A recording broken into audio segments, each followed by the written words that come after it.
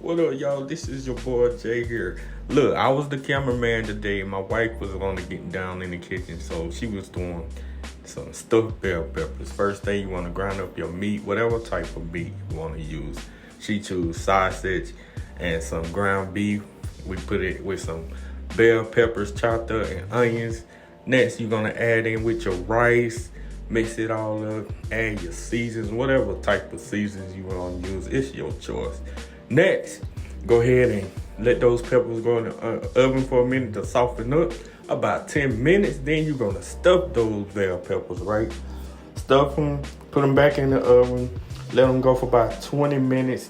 And this was the last part here. We're gonna add on the cheese on top, put it back in the oven, let it melt. Hey, look, hey, it's done, baby. Ain't nothing left to do now but say grace and smash. Give it a try, y'all. Peace.